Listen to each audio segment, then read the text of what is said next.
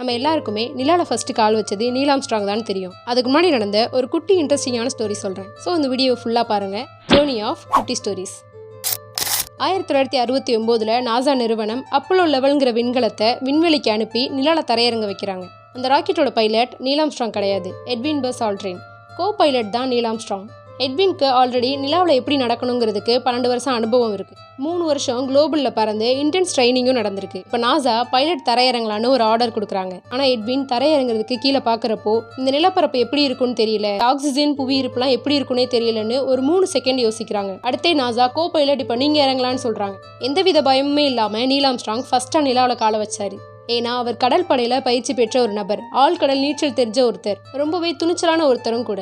அதனால தான் அவரை நிலாவில் இறங்குன்னு சொன்னப்போ எந்தவித பயமுமே இல்லாமல் முதல்ல கால் எடுத்து வச்சார். எப்போவுமே ரொம்ப தியரிக்கலாக மட்டும் இல்லாமல் ப்ராக்டிக்கலாக இருந்து நமக்கு வர வாய்ப்பை துணிச்சலாக பண்ணுறதும் ரொம்பவே முக்கியமான ஒரு விஷயம். ஸ்டோரி உங்களுக்கு பிடிச்சிருந்துச்சுன்னா லைக் பண்ணுங்கள், ஷேர் பண்ணுங்கள். இதே மாதிரி யூஸ்ஃபுல்லான ஸ்டோரிஸ் பார்க்குறதுக்கு நம்ம பேஜை ஃபாலோ பண்ணுங்கள்.